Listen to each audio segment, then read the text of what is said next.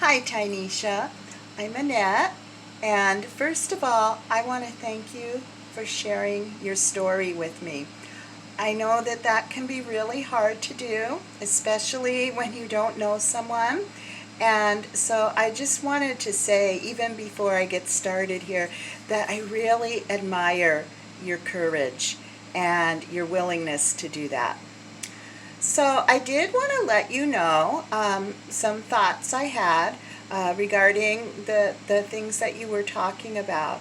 I do believe that things can be better for you and that counseling can be effective in helping you to make the changes you need to make to feel better. Um, I noticed a lot of patterns in your interactions with your boyfriend and some of your friends. And they were really negative type of patterns. Patterns aren't something that we really think about when we're interacting with other people.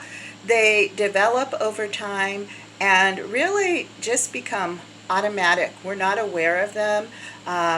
We don't do them on purpose. But a lot of times, problems can come because we develop these negative type of patterns. And the way we interact with people can be divided into different categories of what are called interpersonal patterns. And the first one is called pathologizing interpersonal patterns. Kind of a mouthful. But basically, those are patterns that are a problem. They cause increased negativity or suffering in one or both people. And in your case, I definitely see that in the interactions between you and your boyfriend.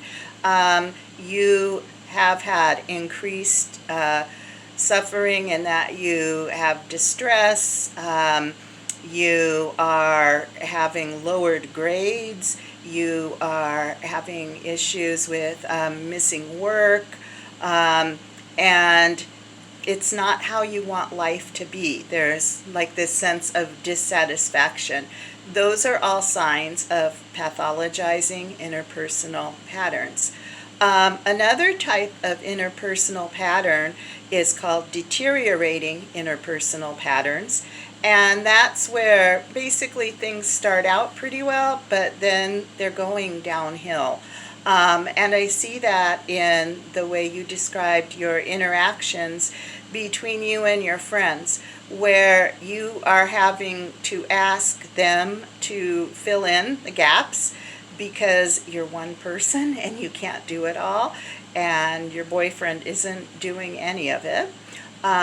So these relationships with your friends, as you're having to increase your what you're asking of them, and they are starting to become more resentful and frustrated, and it's less of a healthy type of interaction. The good news is that you don't have to keep these patterns.